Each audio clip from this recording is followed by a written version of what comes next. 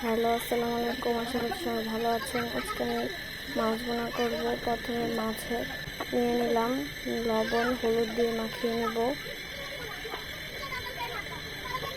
মাখিয়ে নেওয়ার পরে তেল গরম করে নিলাম, মাছটা দিয়ে দিলাম।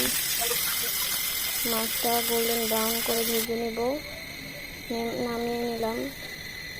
কড়াইয়ে তেল দিয়ে দিলাম পরিমাণ মতো।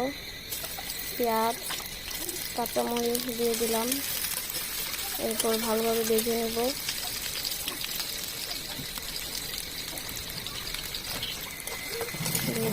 ভালোভাবে ভেজে নেব। তারপর সামান্য পানি দিয়ে দিলাম। আদা বাটা দিয়ে দিলাম, হলুদ, ধনিয়া গুঁড়া, মরিচ, পরিমাণ মতো লবণ দিয়ে দিলাম। এরপর ভালোভাবে মশলাটা কষিয়ে নেব। কষিয়ে নেওয়া হয়ে গেলে টমেটো দিয়ে দিলাম। টমেটোটা ভালোভাবে কষিয়ে নেব। কষানো হয়ে গেলে পরিমাণ মতো পানি দিয়ে দিলাম। পানিটা বলক চলে আসলে জাল দিয়ে নেব। মাছগুলো দিয়ে দিলাম। পানিটা শুকিয়ে গেলে সামান্য ধনিয়া পাতা দিয়ে দিলাম।